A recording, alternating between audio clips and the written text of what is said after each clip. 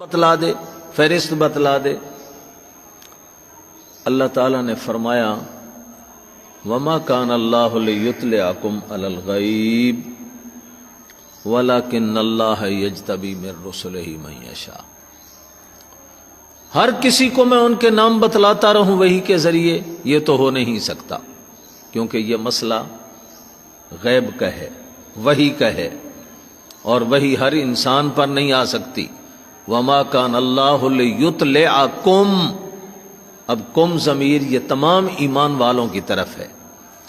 اے صحابہ کی جماعت، یہ تو نہیں ہو سکتا کہ تم سب کو میں اب وحی بھیجوں اور وحی کے ذریعے اس غیب کی بات پر مطلع کر دوں کہ یہ کھرے ہیں اور یہ کھوٹے ہیں۔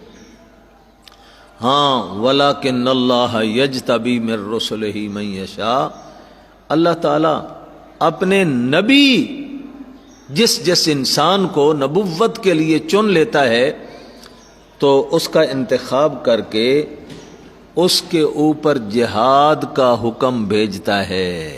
توجہ کرنا، اس کے اوپر جہاد کا حکم نازل کرتا ہے، پہلے دعوت اور دعوت کے بعد جہاد، اور اس جہاد کے حکم سے خود بخود کھرے اور کھوٹے الگ ہو جاتے ہیں۔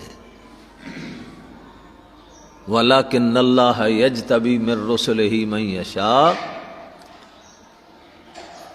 یہ نہیں ہو سکتا کہ تم سب کو غیب پر مطلع کر دیا جائے، یعنی تم سب کو بتلا دیا جائے کہ کون کھرے ہیں کون کھوٹے ہیں۔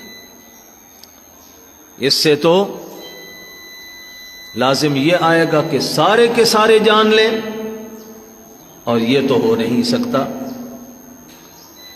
البتہ یوں میرا طریقہ ہے کہ میں جن کو چاہوں نبوت دیتا ہوں، ان کے ذمہ دعوت کا کام لگاتا ہوں، اور پھر اس دعوت کے کام کے بعد جہاد کا فریضہ اس پر اترتا ہے، اور اس جہاد کے فریضے کے بعد کھرا اور کھوٹا خود بخود۔ فآمنوا باللہ ورسلہ، بس اللہ پر ایمان لاؤ اور اس کے رسولوں پر ایمان لاؤ۔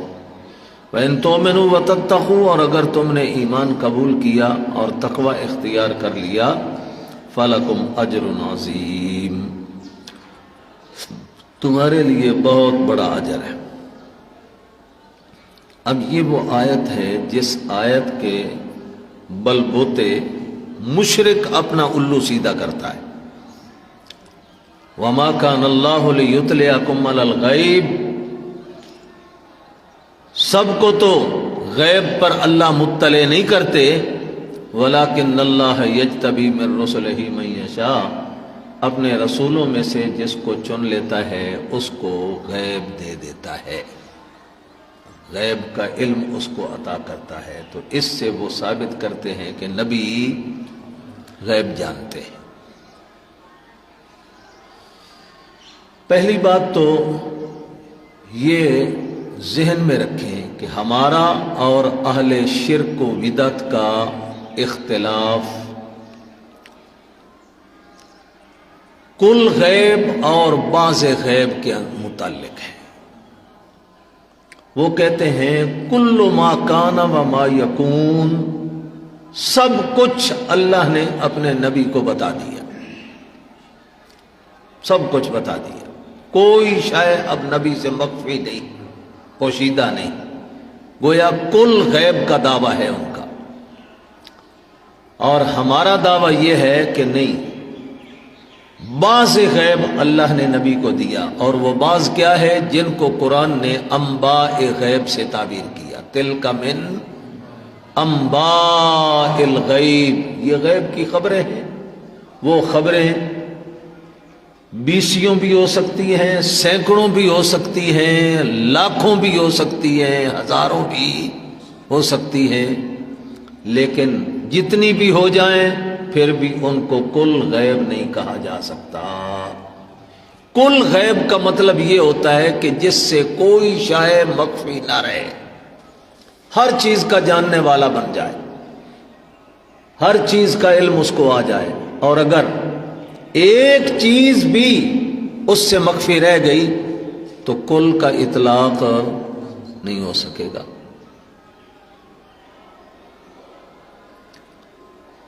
منطقی زبان میں اگر اس کو سمجھو تو اگر ہم کہیں نبی سب کچھ جانتا ہے، کل غیب ان کو حاصل ہے، تو یہ ہے موجبہ کلیہ۔ کیا ہے؟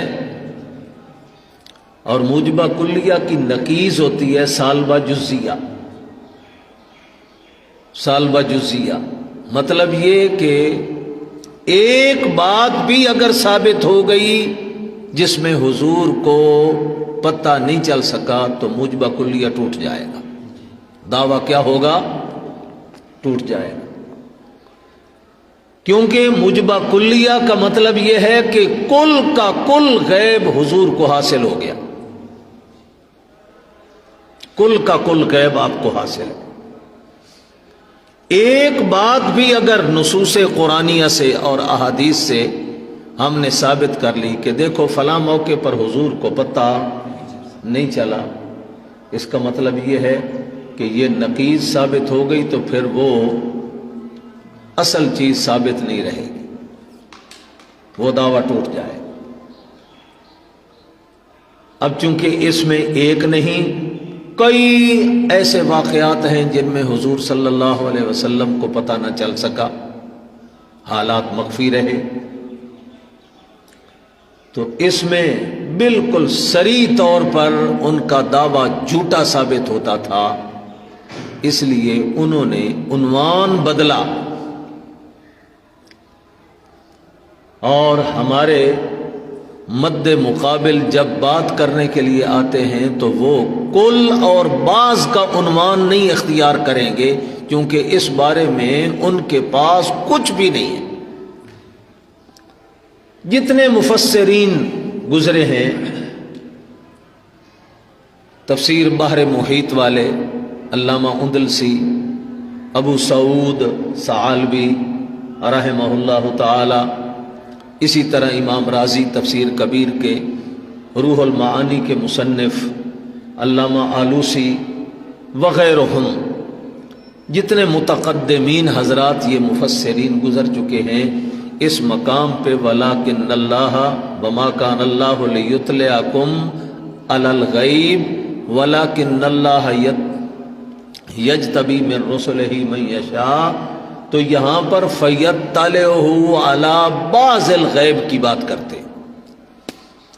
بعض الغیب، اللہ تعالیٰ کچھ غیب ان کو بتلا دیتے ہیں، اور وہ کچھ کیا ہوتا ہے جس کو قرآن نے دوسرے مقام پر انباء غیب یا اظہار علی الغیب سے تعبیر کیا۔ کیسے؟ سورت جن کے آخر میں آتا ہے عالم الغیب فلا یظہر علی غیبہ احدا الا من ارتضی من رسول فانہ یسلک من بین یدیہ ومن خلفہ رصدا۔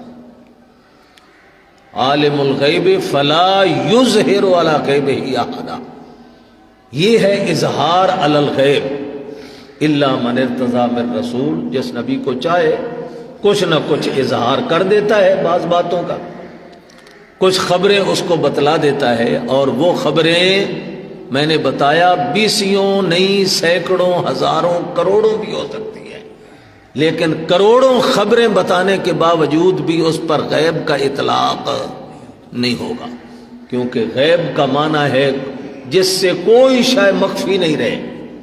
اللہ عالم الغیب ہے، اللہ سے کوئی شے مخفی، لا یخفی علی اللہ شیء فی الارض ولا فی السماء۔ اس لیے وہ اپنے اس عنوان سے بھاگ کر اب دوسرا عنوان اختیار کرتے ہیں، وہ عنوان ہے ذاتی اور عطائی کا۔ اللہ عالم الغیب ہے ذاتی طور پر، یعنی کسی کے بتلانے سے وہ عالم الغیب نہیں بنا، اس کا علم ذاتی ہے، اور باقی نبی حضرت محمد مصطفیٰ صلی اللہ علیہ وسلم ہوں یا دوسرے انبیاء ہوں یا بعض اولیاء کو اللہ نے جو غیب بتلایا وہ غیب عطائی ہے۔ ذاتی اور عطائی کے اندر لائیں گے کھینچا تانی کر کر کے اپنے ان اصل مضمون کو چھوڑیں گے، کیونکہ اصل میں نے ابتدا میں بتلایا جھگڑا ہمارا اور ان کا کل اور بعض کا ہے، ذاتی اور عطائی کا نہیں ہے۔ کیوں بھائی؟ کیا حضور کا جسم اور حضور کی ذات ذاتی تھی؟ ہم کہتے ہیں آپ کی تو ذات ہی عطائی ہے، تو اس ذات عطائی کے ساتھ آگے اوصاف جو ہوں گے ان میں ذاتی کا شبہ پڑ سکتا تھا کہ اللہ نے ذاتی کی نفی کی اور عطائی کا اس بات کیا؟ کوئی نہیں سمجھ آئی۔ جس کی ذات ہی عطائی ہو اس کے سارے اوصاف بھی کیا ہوں گے؟ عطائی ہوں گے۔ تو اس بارے میں یہ جھگڑا چلانا یا یہ بحث چلانا نہیں جی، علم والی جو صفت ہے نا وہ عطائی ہے۔ بھئی علم والی صفت عطائی ہے، باقی ساری ذاتی ہیں، ان کی ذات جو ہے وہ ذاتی ہے۔ جب ذات عطائی ہے تو باقی اوصاف اور خصوصیات بھی ساری عطائی ہیں۔ ان میں جتنی بھی نبی پاک صلی اللہ علیہ وسلم کی صفات ہیں بشمول اس غیب والے مسئلے کے سارے عطائی چیزیں ہیں، اور جو عطائی چیز ہوتی ہے اس کے اوپر علم غیب کا اطلاق نہیں ہوتا، چونکہ علم غیب کی جو تعریف کی گئی ہے کہ جو حواس خمسہ سے بالا تر ہو۔ شرح عقائد کی شرح ہے نبراس، اس نبراس میں علم غیب کی یہ تعریف لکھی ہے، جو حواس خمسہ سے حاصل ہوگا، کوئی چیز آنکھ دیکھ کر اس کا علم آ جائے، کان کے سننے سے اس چیز کا علم آ جائے، یا زبان کے چکھنے سے اس چیز کا علم آ جائے کہ یہ کڑوی ہے یا میٹھی ہے یا پھیکی ہے کیا ہے، یا ہاتھ کے لمس کرنے سے ٹٹولنے سے اس چیز کا علم آ جائے، ان ساری چیزوں سے جو علم آئے گا حواس خمسہ کے ذریعے اس کو علم غیب نہیں کہیں گے۔ اور جو حواس خمسہ سے بالا تر ہو اور اس علم استدلالی سے بھی بالا تر ہو۔ علم استدلالی کیا ہوتا ہے؟ صغرا کبرا ملا کر حد اوسط گرا دو، نتیجہ نکال لو۔ اب اس میں کیا ہوا؟ ایک استدلال کے ذریعے ہمیں ایک نتیجہ سامنے آیا، اور استدلال کے ذریعے صغرا کبرا کو ملا کر جس نتیجے پر پہنچے، یہ بھی ایک قسم کی دلیل آئی عقلی طور پر، اس کے اوپر بھی علم غیب کا اطلاق نہیں ہوتا۔ تو حضور صلی اللہ علیہ وسلم کو جتنے بھی علوم عطا ہوئے حواس خمسہ سے بالا تر تھے، جبریل آ کر بتلاتا اور وہی بات آپ اپنے کان سے سنتے اور اس کا علم آتا، یا بعض چیزیں کشفی طور پر حضور کے سامنے ظاہر کی گئیں اور آپ نے ان کو آنکھوں سے دیکھا۔ جیسے بخاری شریف میں آتا ہے معراج کر کے آئے تو لوگوں نے اعتراض کیے، مکے والوں نے، اچھا بیت المقدس دیکھ کے آئے ہو، وہاں نماز پڑھائی ہے، بتاؤ کیسا ہے، دروازے کتنی ہیں، کھڑکیاں کتنی ہیں، ستون کتنے ہیں، یہ کیا ہے وہ کیا ہے؟ حضور صلی اللہ علیہ وسلم نے فرمایا میں بیت المقدس میں کھڑا تھا، فجل اللہ لی بیت المقدس، اللہ تعالیٰ نے بیت المقدس میری آنکھوں کے سامنے کر دیا۔ یہ کشف ہے۔ کشف کا معنی کھولنا، یعنی سارے درمیانی حجابات اللہ تعالیٰ نے دور کر دیے اور وہ میرے سامنے ظاہر کر دیا۔ اب یہ آنکھوں سے سب کچھ حاصل ہو رہا ہے، تو یہ حواس خمسہ سے بالا تر نہیں، اس کو بھی ہم علم غیب نہیں کہیں گے۔ جو عقل کے ذریعے حاصل ہوا اس کو بھی علم غیب۔ تو حضور صلی اللہ علیہ وسلم کا علم تو ان ساری چیزوں سے باہر ہے ہی نہیں، تو پھر آپ کے علم پر غیب کا اطلاق کرنا سرے سے درست ہی نہیں۔ اللہ کا جو علم ہے وہ ان حواس خمسہ سے بالا تر ہے، کیونکہ اللہ کے حواس خمسہ ہیں ہی نہیں، نہ اللہ کی آنکھیں، نہ اللہ کے کان، نہ اللہ کا ہاتھ، نہ اللہ تعالیٰ کی زبان۔ جس چیز کا بھی علم ہے بغیر حواس کے اور بغیر استدلال کے اللہ تعالیٰ کا علم ہے۔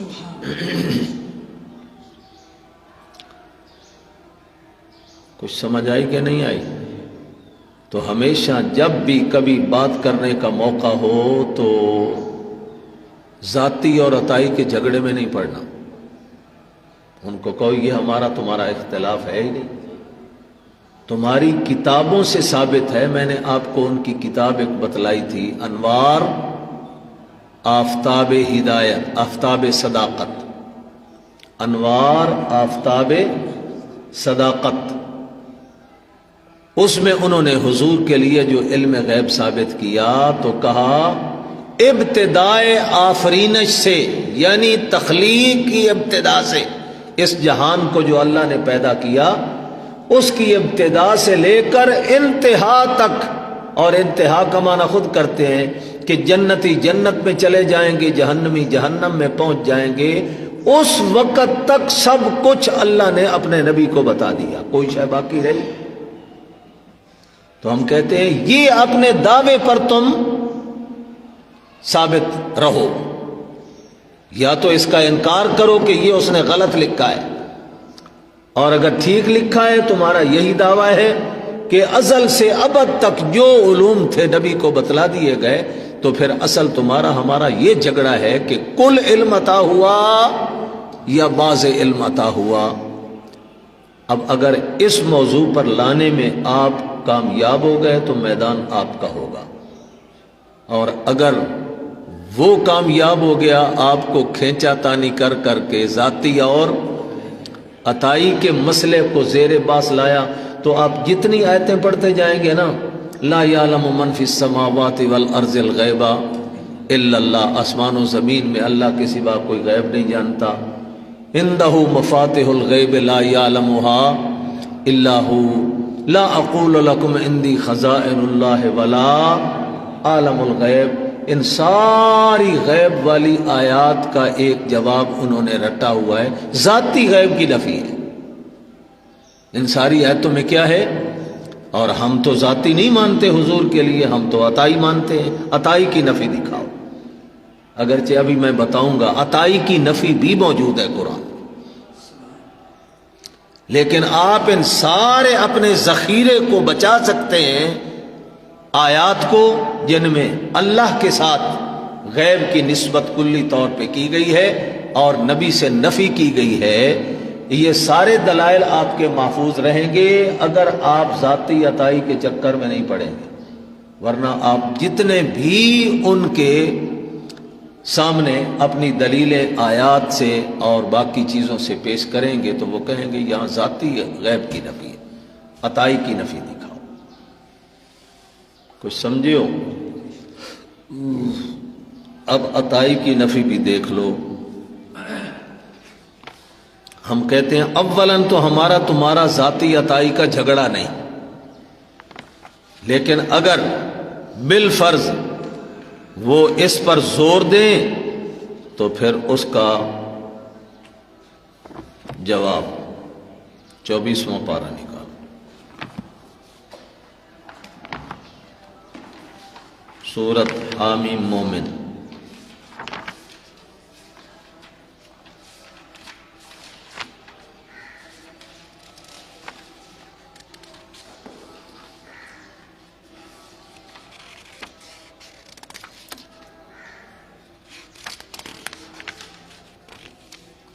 صفحہ 961. آخری سطر، گویا آیت نمبر 78 ہے حامیم مومن کی.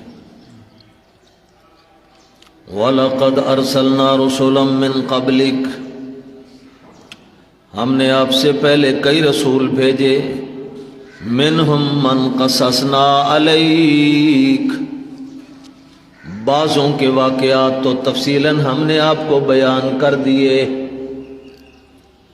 وَمِنْهُمْ مَنْ لَمْ نَقْصُصْ عَلَيْكَ، اور بعضوں کے قصے ہم نے آپ کو نہیں سنائے، ہم نے ان کا تفصیلی علم آپ کو نہیں دیا. عطائی کی نفی بھی ہو گئی کہ نہیں ہوگی؟ بعض انبیاء، صرف 24 نبیوں کا ذکر آیا ہے قرآن میں، ان 24 میں سے بعض کا اجمالی، جیسے حضرت ادریس کا ذکر آیا، وَاذْكُرْ فِي الْكِتَابِ ادریس إِنَّهُ كَانَ صِدِّيقًا نَبِيًّا، بس اتنی بات، آگے تفصیل کوئی نہیں کہ کس قوم کی طرف گئے، کیا کہا، قوم نے پھر کیا جواب دیا، پھر عذاب کیا آیا، وغیرہ وغیرہ کچھ نہیں ہے۔ اسی طریقہ سے حضرت یسع وَلْيَسْعَ وَذِي الْكِفْلِ، ذو الکفل کا بھی نام تو آیا ہے انبیاء میں، لیکن ان کی تفصیلات کوئی نہیں آئی۔ حضرت یسع کا نام تو آیا لیکن تفصیلات، اور جن کی تفصیلات آئی ہے تو وہ اور یہ سب مل ملا کے کتنے بنتے ہیں؟ 24 یا 25، اور ایک روایت کے مطابق انبیاء تو گزرے 1,24,000۔ تو قرآن نے یہی بتلایا، کچھ کا تو ذکر ہم نے آپ کے سامنے کیا ہے اور کچھ کا ذکر نہیں کیا۔ یہ جو نہیں کیا اللہ تعالیٰ نے وہ سارے علوم ان کے بتلا دیے؟ نہیں بتلائے۔ تو معلوم ہوا عطائی طور پر بھی سارا علم حضور کو نہیں عطا ہوا۔ اگر کل کا کل، جیسا کہ ان کا دعویٰ ہے، ابتدا ازل سے لے کر ابد تک سب کچھ بتا دیا، تو منہم من لم نقصص علیک کو کدھر ڈالو گے؟ پھر تو آپ سے کوئی شے مخفی نہ رہی، سب کچھ بتلا دیا گیا، تو لم نقصص علیک کا کیا مطلب ہوگا؟ کچھ انبیاء ایسے جن کا ہم نے آپ کو قصہ بتلایا ہی نہیں، آپ کو ان کے حالات کا پتہ ہی نہیں۔ ایک دلیل۔ دوسری دلیل سورۃ یاسین کا آخری رکوع ہے۔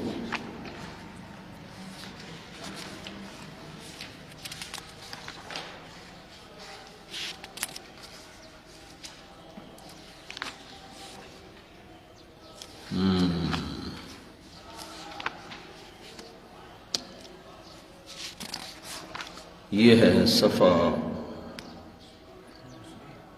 901،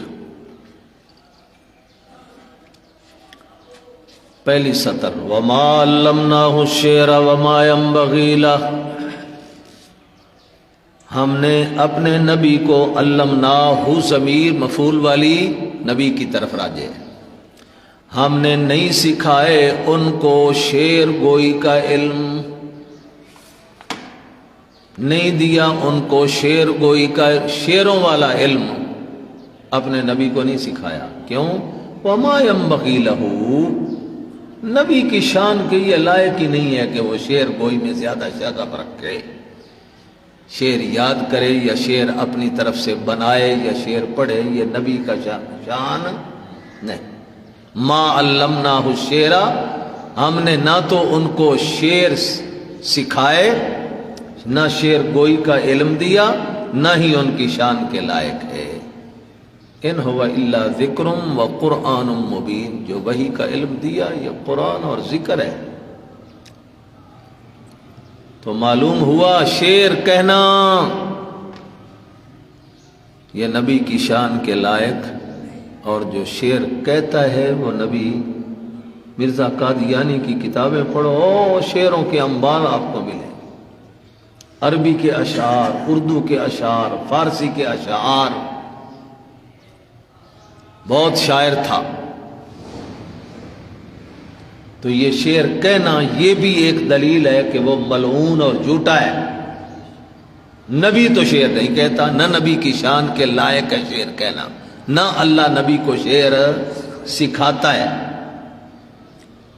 تو قادیانی ملعون کا شعر کہنا، ایک شعر تو کیا سینکڑوں اشعار اس کی کتابوں میں ملتے، تو یہ بھی دلیل ہے کہ وہ دجال اور جھوٹا تھا۔ لیکن یہاں پر جو ہم دلیل پیش کر رہے ہیں وہ یہ کہ اللہ نے اپنے نبی کو شعر گوئی کا علم یہ بھی ما کان و ما یکون میں داخل ہے کہ نہیں؟ اگر اول سے ابد تک سب کچھ دے دیا، سب کچھ بتلا دیا، تو پھر شعر گوئی کا علم بھی تو آپ کو آنا چاہیے تھا نا۔ حالانکہ حضور نے ایک دفعہ شعر پڑھا کسی شاعر کا تو وہ بھی آگے پیچھے کر دیا۔ ہاں، شعر صحیح نہیں پڑھا، اور حضرت صدیق اکبر سن رہے تھے تو آپ نے فرمایا اشہد انک رسول اللہ، اشہد انک رسول اللہ، میں گواہی دیتا ہوں، پہلے بھی مانتا تو ہوں، لیکن آج آپ کے پکے سچے نبی ہونے کی ایک اور دلیل مجھے مل گئی کہ آپ نبی ہیں۔ نبی کو شعر گوئی کا علم اللہ نے نہیں دیا، اگر یہ علم دیا ہوتا تو آپ شعر صحیح پڑھتے۔ اپنی طرف سے کوئی شعر کہنا وہ تو دور کی بات ہے، کسی کا شعر سنانے لگے تو وہ بھی آگے کے جملے پیچھے کر دیے، پیچھے کے جملے آگے کر دیے۔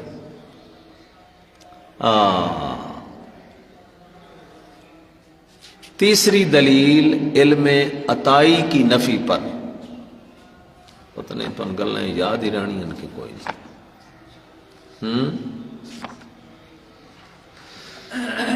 ہاں ہاں ہاں ہاں ہاں،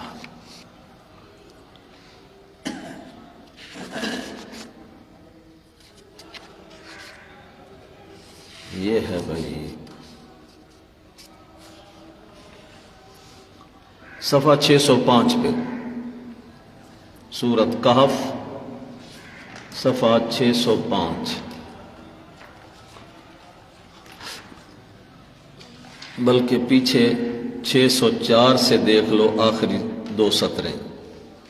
قل اللہ عالم بما لبثوا، اصحاب کہف کا واقعہ ہے، فرمایا ان کی مدت کوئی نہیں جانتا، اللہ ہی جانتا ہے کتنی دیر غار میں ٹھہرے رہے۔ قل اللہ عالم بما لبثوا، اللہ ہی جانتا ہے جتنا کچھ وہ ٹھہرے۔ کیوں؟ لہو غیب السماوات والارض، کیونکہ وہی آسمان و زمین کے غیب جاننے والا ہے۔ لہو خبر مقدم، غیب السماوات والارض مبتدا مؤخر، اسی ہی کے پاس ہیں غیب آسمان و زمین کے۔ ابصر بہی و اسمع، ابصر بہی و اسمع فعل تعجب، کیا خوب دیکھتا ہے وہ اور کیا خوب سنتا ہے وہ، اس کے دیکھنے میں بھی کوئی کمی نہیں، اس کے سننے میں بھی کوئی کمی نہیں۔ ما لہم من دونہ من ولی، اللہ کے ماں سوا ان لوگوں کے لیے کوئی مختار کار ساز بھی نہیں۔ ولا یشرک فی حکمہ احدا، حکم کا معنی علامہ خازن یہاں پر غیب کرتے ہیں۔ اللہ اپنے غیب میں کسی کو شریک نہیں کرتا۔ کیا مطلب؟ کسی کو غیب عطا نہیں کرتا، اگر دے دیا تو پھر تو عطا ہی غیب ہو گیا۔ اللہ کہتا ہے میں نے اپنے غیب کے اندر کسی کو شریک، تو عطائی غیب کی بھی نفی ہو گئی۔ یہ تیسری آیت۔ تو قرآن کی ان 3 آیات سے پتہ چلتا ہے کہ حضور کو عطائی غیب بھی حاصل نہیں تھا۔ اصل میں یہ غیب کے معنی میں گڑبڑ کرتے ہیں، معنی کو بنیاد کو پکڑو۔ کیا جو حواس خمسہ سے حاصل ہوگا وہ غیب ہی، جو کسی کے بتلانے سے حاصل ہوگا وہ غیب نہیں ہے۔ اب یہ کہتے ہیں اللہ نے اپنے نبی کو بتلا دیا، تو جب بتلا دیا تو بتلانے سے غیب ہی نہیں رہا، بتلانے سے۔ اچھا، اگر بتلانے سے وہ غیب رہے، توجہ کرنا، بتلانے کے بعد بھی وہ غیب رہے. اللہ نے اپنے نبی کو بتلایا تو نبی عالم الغیب بن گیا. نبی نے صحابہ کو بتلایا، صحابہ عالم الغیب بن گئے. صحابہ نے تابعین کو وہی قرآن اور سنت کا علم پڑھایا، صحابہ بھی تابعین بھی عالم الغیب بن گئے. چلتے چلتے یہ تو پوری امت عالم الغیب بن گئی. پھر اگر کسی کے بتلانے سے وہ غیب بنتا ہے تو پھر تو کوئی فرد بچا ہی نہیں، پھر تو عالم الغیباں دیاں لینا لگ گئیاں. اس لیے قرآن کہتا ہے عالم الغیب والشہادہ هو الرحمن الرحیم. تمام ظاہری اور غیبوں کا جاننے والا وہی ہے جو رحمان اور رحیم ہے، اور کوئی نہیں جانتا. تو جنہوں نے یہاں پر غیب مراد لیا، یاد رکھنا سارے مفسرین یہاں پر بعض غیب لیتے ہیں، کل غیب، اور بعض غیب لیتے ہیں فہو مقصودنا، اور وہ بعض غیب میں نے بتایا وہ غیب کی خبریں. ذالک من انباء الغیب کہیں کہا، اور کہیں پر تلک من انباء الغیب کہا. اور وہ ساری کی ساری چیزیں اللہ نے اپنے نبی کو بتلائیں، اور اللہ کے بتلانے سے نبی کو تمام علوم شریعت کا پتہ چلا. اور بعضوں نے یہاں غیب سے مراد علوم شریعت، چونکہ یہ حضور کو اوپر آنے سے پہلے پہلے یہ غیب ہی تھا نا، پوشیدہ تھی. غیب کا معنی ما غاب عن العباد، جو بندوں سے غائب ہو. اور وہ چیز جب غیب تھی تو اس شریعت کے بتلانے سے ہم کہتے ہیں کہ غیب کا اطلاق ان علوم شریعت کے اوپر ہو رہا ہے، نہ کہ دنیا جہان کی ساری چیزیں. اور جو قرآن پاک میں آتا ہے وما هو علی الغیب بضنین، نبی اپنے غیب کے اوپر بخیل نہیں، نبی اپنے غیب پر بخل نہیں کرتا. تو یہ بھی اہل بدعت کی ایک دلیل ہے، اس سے بھی وہ اپنا الو سیدھا کرتے ہیں. کس طرح؟ وما هو علی الغیب بضنین، نبی غیب پر بخیل نہیں. کہندے جد کل مال ہووے ہی نہیں ان تو بخیل آتا ہی کوئی نہیں.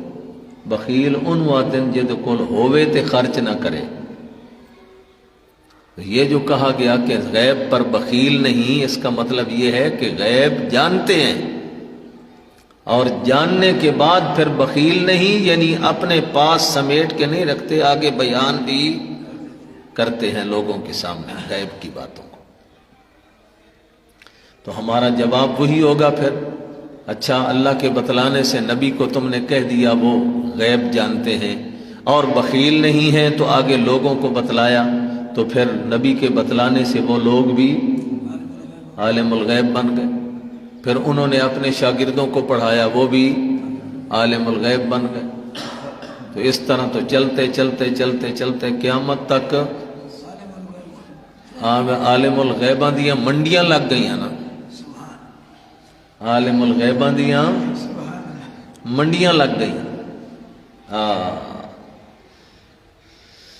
کوئی نہیں جانتا، صرف اللہ ہی جانتا. اب اس پر چند حوالے لکھ لو قرآن کی آیات کے. سورۃ الانعام 7واں پارہ،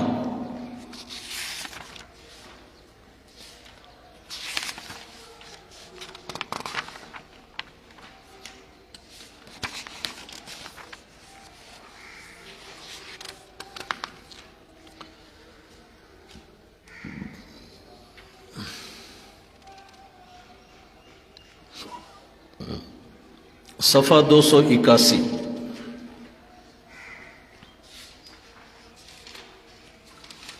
صفحہ 281 سورۃ الانعام کی آیت نمبر 59.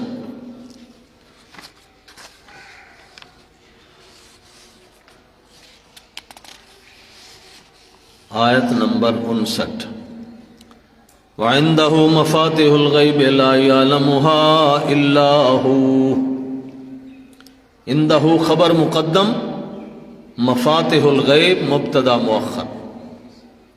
معنی حسر والا، اللہ ہی کے پاس ہیں غیب کی کنجیاں. مفاتح مفتاح کی جمع. غیب کی کنجیاں اللہ ہی کے پاس ہیں. لا یعلمها الا هو. کوئی نہیں جانتا ان غیب کی کنجیوں کو مگر وہی اللہ.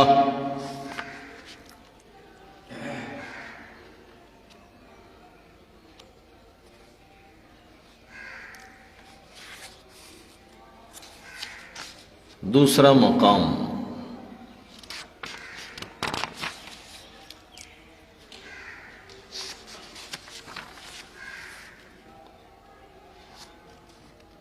صفحہ 278. یہی سورت انعام ہے، ایک بار پیچھے الٹاؤ. صفحہ 278 آیت نمبر 50. قل لا اقول لكم عندي خزائن اللہ. اعلان کرو میرے نبی، میں نہیں کہتا تمہارے سامنے کہ میرے پاس اللہ کے خزانے ہیں. ولا عالم الغیب، اور میں غیب بھی نہیں جانتا. یہاں کوئی ذاتی عطائی کی بات نہیں ہے، ہر قسم کے غیب کی. اور جس وقت اللہ بتلاتے ہیں تو اس وقت وہ غیب رہتا ہی نہیں ہے، کیونکہ بتلانے کے بعد اس پر غیب کا اطلاق ہی نہیں ہوتا.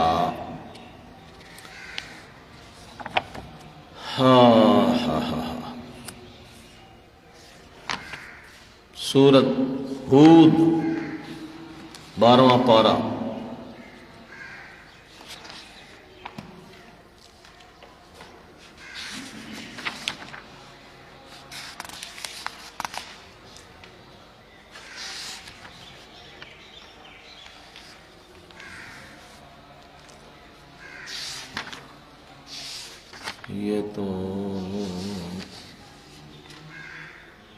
یہ درمیان میں 3 برق سورت یوسف کے آگے پہ. صفحہ 481 نکالو. صفحہ 481 سورت ہود آخری سطر.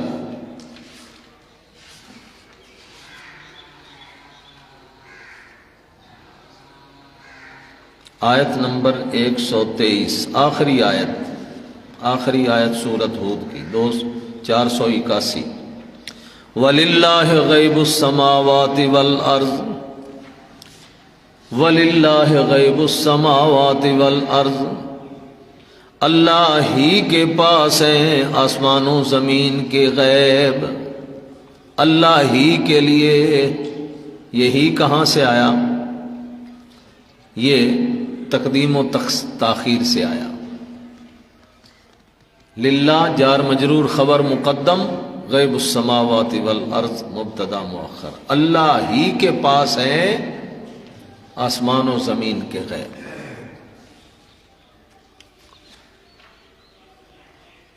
آگے صفحہ الٹاؤ. 482 صفحہ. صفحہ 482 پر سورت یوسف کی 3 نمبر آیت. نحن نقص عليك احسن القصص بما اوحينا اليك هذا القرآن. ہم ہی بیان کرتے ہیں آپ کے اوپر یہ بہت خوبصورت بیان. کس ذریعے سے؟ بما اوحینا الیک، جو ہم نے آپ کے اوپر وحی کی. ھذا القرآن، یہ قرآن. وَإِن كُنتَ مِن قَبْلِهِ لَمِنَ الْغَافِلِينَ، اور ہمارے اس بیان سے پہلے آپ غافل بے خبر تھے.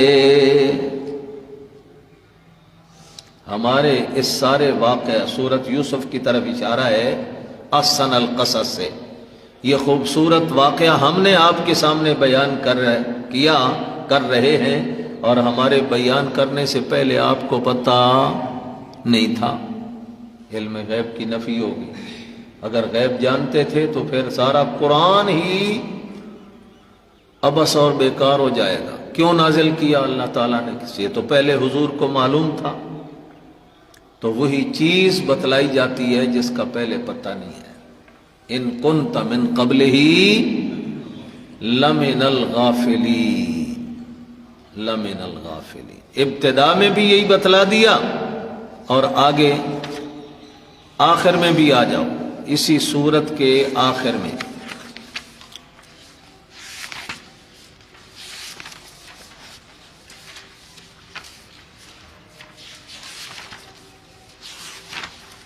اسی سورت کے آخر میں صفحہ 506، صفحہ 506 آیت نمبر 102، 5ویں سطر۔ ذالک من انباء الغیب نوحیہ الیک، یہ ہیں غیب کی خبریں جو ہم آپ کی طرف وحی کرتے ہیں۔ وما كنت لديهم اذ اجمعوا امرهم وهم يمكرون، اور آپ ان کے پاس نہیں تھے جس وقت وہ مشورہ کر رہے تھے مل بیٹھ کر۔ اذ اجمعوا امرهم، جبکہ وہ مشورہ کر رہے تھے، وہم یمکرون، مکر اور منصوبے بنا رہے تھے یوسف کو کنویں میں ڈالنے کے لیے، کس طرح جدا کیا جائے اپنے باپ سے۔ اسی لیے تو دوسرے دن آ کر کہا مشورے کے بعد، ارسلہ معنا غدا یرتع ویلعب، اس کو ہمارے ساتھ بھیجا کرو، یہ چھوٹا بچہ ہے، کھیلنے کا زمانہ ہے اس کا، بند کر کے رکھا ہوا ہے، اس کو اپنے پاس گھر میں ہی کبھی ہمارے ساتھ بھیجتے ہی نہیں۔ انا لہ لحافظون، ہم اس کی حفاظت کریں گے، ہمارا بھائی ہے، ضائع نہیں ہونے دیتے۔ اندر کیا، زبان پہ کیا۔ لیکن اللہ نے فرمایا یہ سارا تفصیلی واقعہ ذالک من انباء الغیب، یہ غیب کی خبریں ہیں جو ہم نے بتلائی آپ کو۔ تو یہ انباء ہیں، انباء غیب ہیں، علم غیب۔ علم غیب کا اطلاق کس پر پھر بار بار اس لیے کہہ رہا ہوں، جس کو غیب کا علم ہوگا تو علم کے بعد کوئی شے اس سے پوشیدہ نہیں رہتی، اور اگر کوئی شے پوشیدہ ہونا ثابت ہو جائے پھر ماننا پڑے گا وہ علم غیب نہیں۔ علم غیب ہوگا تو کوئی شے پوشیدہ نہیں ہوگی۔ حضور سے تو کئی دفعہ باتیں پوشیدہ رہ گئی۔ حضرت عائشہ پر تہمت کا واقعہ مہینے سے زیادہ عرصہ گزر گیا، پوشیدہ ہے، نہیں پتہ چلا۔ حضور پریشان، عائشہ پریشان، ابو بکر پریشان، حضرت عائشہ کی ماں ام رومان پریشان، نہیں پتہ چل رہا۔ حضور کبھی کسی سے مشورہ کرتے ہیں، کبھی کسی سے مشورہ کرتے ہیں۔ جو غیب جانتا ہو اس کو پریشان ہونے کی کیا ضرورت ہے؟ اور دیکھو بھائی، اور حوالہ 20واں پارہ، 20واں پارہ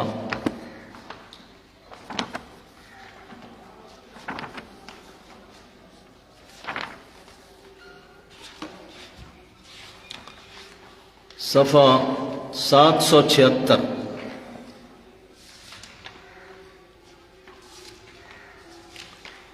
صفحہ 776 آیت نمبر 65۔ قل لا يعلم من في السماوات والارض الغیب الا اللہ،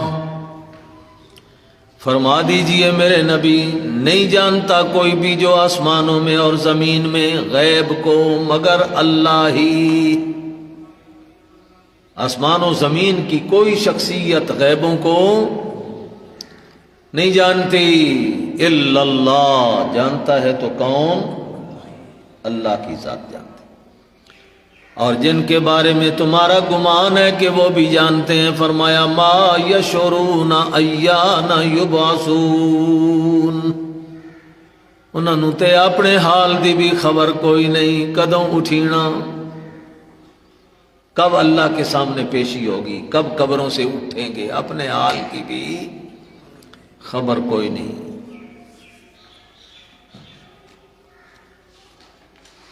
آگے چلیے بھائی، 21واں پارہ، سورۃ لقمان۔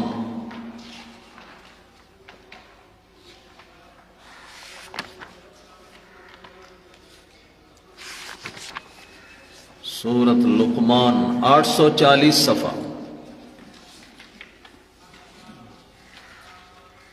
840 صفحہ، آخری سطر، آخری آیت سورت کی اور آخری سطر اس صفحے کی۔ ان اللہ عندہ علم الساعہ، بے شک اللہ ہی وہ ذات ہے جس کے پاس قیامت کا علم ہے۔ وَيُنَزِّلُ الْغَيْثَ، وہی بارشیں برساتا ہے، بارش کا علم بھی اسی کے پاس۔ وَيَعْلَمُ مَا فِي الْأَرْحَامِ، اور جو کچھ پیٹوں میں موجود ہے، لڑکا یا لڑکی، کون جانتا ہے؟ اب ان دو چیزوں پر اشکال شاید آپ کو ہو، جی محکمہ موسمیات والے بتلاتے ہیں فلاں دن بارش ہو جائے گی اور بارش ہو جاتی ہے، تو ادھر تو اللہ تعالیٰ کہہ رہا ہے کہ بارش کا علم کس کے پاس؟ تو اس کا جواب کہ بارش کا علم اللہ کے پاس ہے، کب ہوگی، کتنے گھنٹے ہوگی، کتنا وقت ہوگی، کتنے قطرات گریں گے، یہ ساری تفصیلات اللہ کے پاس ہیں، یہ ساری تفصیلات اور کوئی نہیں جانتا، اور اللہ جانتا ہے بغیر آلات کے، اور محکمہ موسمیات والے بتلاتے ہیں آلات، سائنسی آلات کے ذریعے، اور اللہ کی بات قطعی ہوتی ہے اور محکمہ موسمیات والوں کی بات ظنی ہوتی ہے، ظنی، اس لیے وہ کہتے ہیں بارش ہونے کا امکان ہے، آندھی آنے کا امکان ہے، چھینٹیں پڑنے کا امکان ہے۔ ہاں، تو یہ امکان کہنے سے وہ اپنی جان چھڑا گئے، اور ہوتا بھی ایسے، کبھی ہوتی ہے کبھی نہیں ہوتی۔ وہ بتلاتے ہیں بارش ہوتی ہے، دوسرے دن کڑکتی دھوپ ہوتی، اللہ بتلاتے ہیں یہ میرے خصوصیت ہے۔ اسی طرح یعلم ما فی الارحام، ماں کے پیٹ میں بچہ ہے بچی ہے کوئی پتہ نہیں ہے کسی کو، تو شاید کوئی کہے الٹرا ساؤنڈ کرواتے ہیں تو پتہ چل جاتا ہے بچہ ہے بچی ہے، تو یہاں پر بھی وہی جواب ہے، اللہ بغیر آلات کے جانتا ہے، اور یہ ڈاکٹر حضرات یہ آلات سائنسی کے ذریعے، الٹرا ساؤنڈ کے ذریعے یہ سارا کچھ بتلاتے ہیں۔ نمبر 2، ان کا بتلانا قطعی نہیں ہوتا، یقینی نہیں ہوتا، کبھی اس کے خلاف بھی ہو جاتا ہے، اور اللہ تعالیٰ جو جانتا ہے وہ قطعیت کے ساتھ جانتا ہے۔ وَمَا تَدْرِي نَفْسٌ مَاذَا تَكْسِبُ غَدًا، اور کوئی نفس نہیں جانتا کل کیا کرے گا، کل کو اس کے ساتھ کیا ہوگا، آنے والے کل کی خبر کسی کو معلوم نہیں۔ وَمَا تَدْرِي نَفْسٌ بِأَيِّ أَرْضٍ تَمُوتُ، اور کسی نفس کو پتہ نہیں کہ کس سرزمین میں مرے گا، موت کہاں آئے گی، کوئی نہیں جانتا۔ ان کو مغیبات خمسہ کہتے ہیں۔ کیا کہتے ہیں؟ ایسی 5 چیزیں جن کا تعلق غیب سے ہے، یہ اللہ جانتا ہے، کسی اور کو پتہ نہیں، اور کوئی نہیں جانتا۔ ان ساری چیزوں کا علم بھی اللہ کے پاس ہے، تو ان میں علم غیب بھی آ گئے۔ اس کے ساتھ ساتھ 25واں پارہ نکالو۔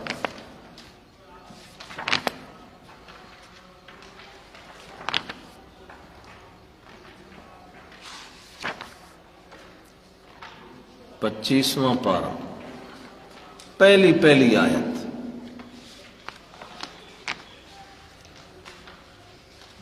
25ویں پارے کی پہلی آیت۔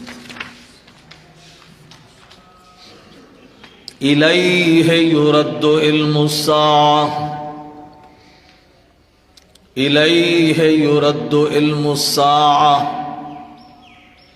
یردو کا نائب فاعل علم الساعہ، اور الیہ ظرف کو مقدم کیا۔ یہاں ظرف مقدم کرنے سے فائدہ حصر کا، اللہ ہی کی طرف لوٹایا جاتا ہے قیامت کا علم۔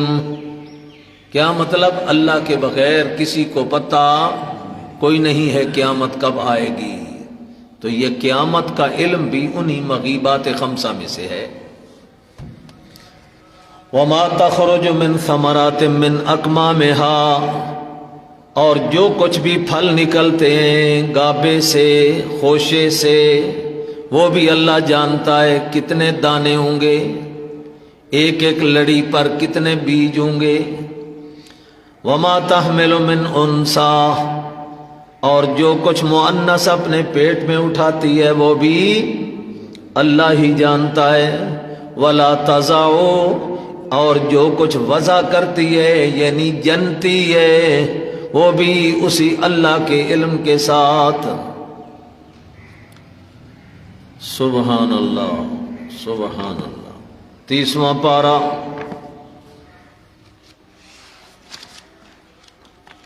سورۃ نازعات۔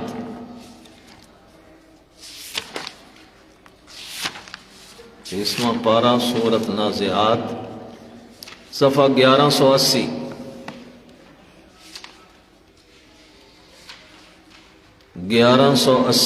تیسری سطر، آیت نمبر 32۔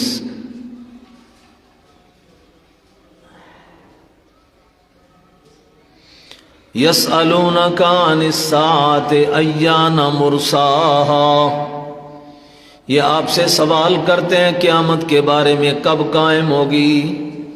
فیما انت من ذکراہا، آپ کو کیا پڑی اس کا ذکر کرنے کی، لیکن یعنی آپ کو علم بھی جب کوئی نہیں ہے تو آپ سے پوچھتے کیوں ہیں؟ یہ آپ سے قیامت کے بارے میں پوچھتے ہیں، پوچھیں تو اس سے جس کو علم ہو، آپ کو تو اس کا علم ہی نہیں ہے، آپ کو اس کا ذکر کرنے میں کیا پڑی۔ الی ربک منتہاہا، اللہ ہی کی طرف ہے اس کا انتہائی علم۔ یہاں پر پھر الی ربک خبر مقدم، منتہاہا مبتدا مؤخر، فائدہ حصر کا، اللہ ہی کے پاس ہے اس کا آخری یعنی قطعی علم۔ لوگ بتلائیں گے، جھوٹ بتلائیں گے، زنی باتیں کریں گے، فلاں سال آئے گی، فلاں مہینے میں آئے گی، فلاں اتنی صدیاں باقی ہیں، لیکن یہ سب ان کے جھوٹ ہیں۔ الی ربک منتہاہا، قطعی اور یقینی علم صرف اللہ ہی کے پاس۔ اور دیکھیے بھائی 14واں پارہ، 13واں پارہ، سورۃ رعد۔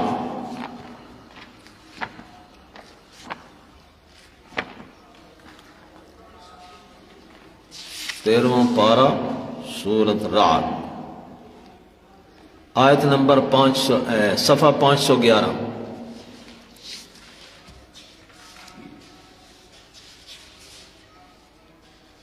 سورۃ رعد کی آیت نمبر 8۔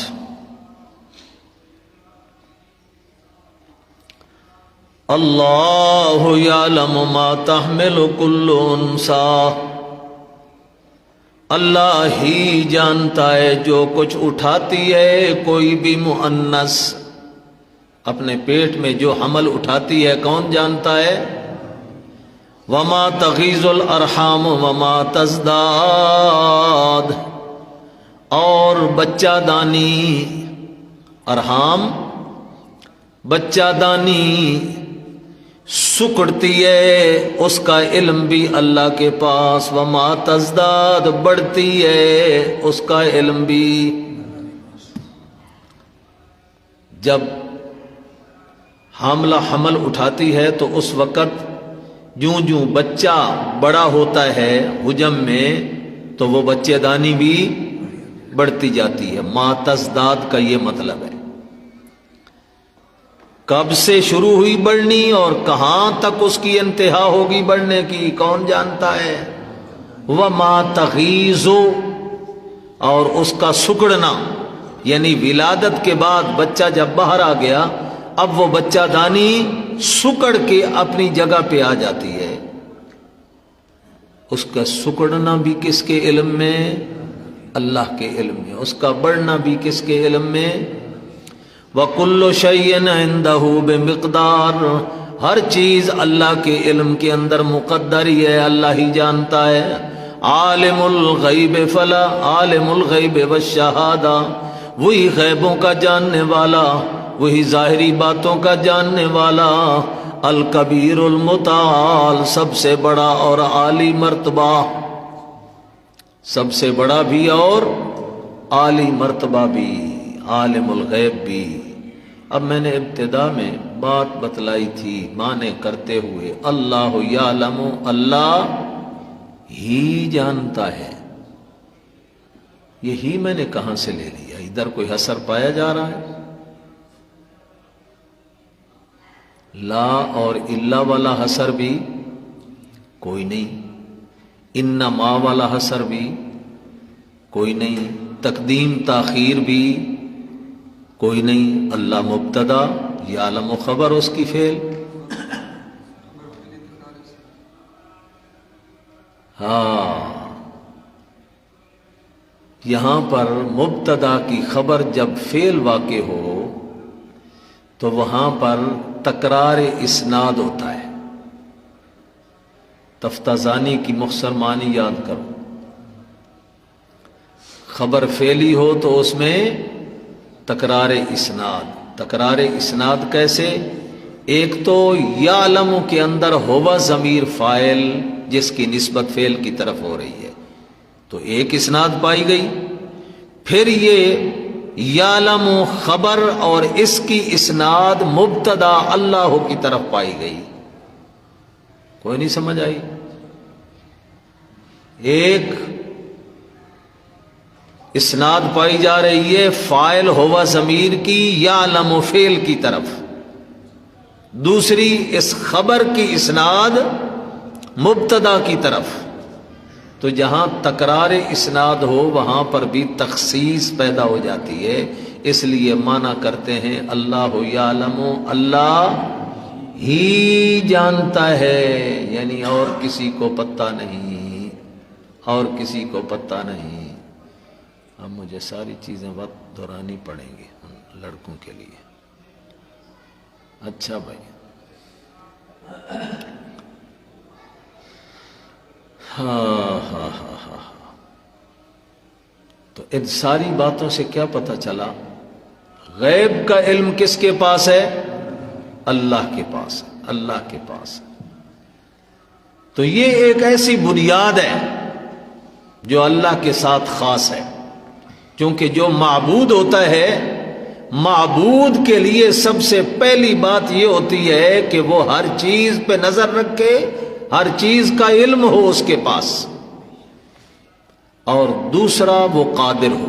یہ معبود کی ابتدائی دو اعلیٰ صفتیں ہیں۔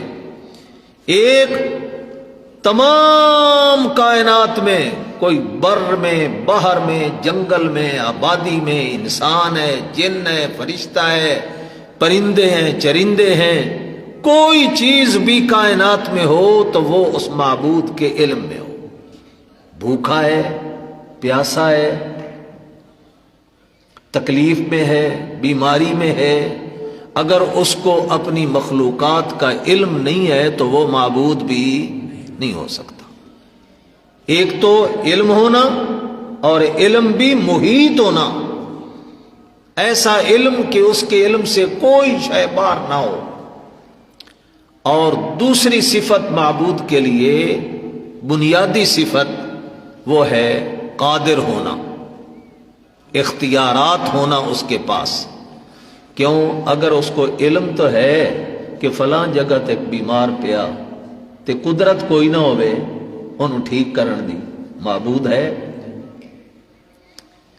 اس کو یہ پتہ تو ہے کہ فلاں جگہ پہ ایک بھوکا ہے، بھوک سے مر رہا ہے، لیکن او دی بھوک ختم کرن واسطے سبب کوئی نہ ہوئے، وہ معبود بن سکتا ہے؟ نہ۔ کسی پریشانی میں مبتلا ہے لیکن پتہ ہونے کے باوجود وہ اس کی پریشانی دور نہیں کر سکتا تو وہ معبود نہیں ہے۔ تو پورے قرآن کے ہر پارے میں اور ہر جگہ میں مطالعہ کرتے جاؤ، دیکھتے جاؤ، اللہ تعالیٰ نے ان دو اپنی صفتوں پہ زور دیا ہے۔ ہر چیز کا جاننے والا بھی میں ہوں اور جاننے کے بعد اس کی ہر ضرورت کا پورا کرنے والا قادر بھی میں ہوں۔ میرے علاوہ ضرورتیں پوری کرنے کی قدرت بھی کوئی نہیں رکھتا اور ہر چیز کا علم بھی۔ اور ابھی میں نے 10-15 حوالے آپ کو قرآن کے دیے جن سے اللہ تعالیٰ نے اپنی پہلی صفت کو ثابت کیا ہے کہ کائنات میں غیب کا علم یہ صرف میرے پاس ہے۔ آسمانوں کے غیب، زمینوں کا غیب، بر و بحر کا غیب، جنگلوں کا، آبادیوں کا، کسی بھی چیز کا جو پوشیدہ حالات ہیں وہ سارے پوشیدہ حالات تم سے پوشیدہ ہیں، مجھ سے کوئی شے پوشیدہ نہیں ہے۔ میں تو ہر چیز کو جانتا ہوں، حتیٰ کہ تمہارے دل کے اندر جو راز اور خیالات اٹھتے ہیں وہ خیالات بھی میں جانتا ہوں۔ ابھی تیری زبان پہ تو بعد میں آئیں گے، ابھی تیرے دل کے اندر سوچیں آ رہی ہیں، منصوبے بنا رہا ہے، فلاں میں نے کام کرنا ہے تو کیسے اس کو پایا تکمیل تک پہنچاؤں۔ یہ تیرے تخیلات بھی میں اللہ جانتا ہوں، کسی کو پتہ کوئی نہیں۔ اچھا بھائی، اور دوسری چیز اللہ تعالیٰ اس کو ظاہر کریں گے، ربک یخلق ما یشاء، پیدا بھی میں کرتا ہوں، ویختار، اور مالک و مختار بھی میں ہوں، سارے اختیارات کا مالک میں ہوں، جو چاہوں کر لوں، میرے سامنے کوئی شے رکاوٹ نہیں۔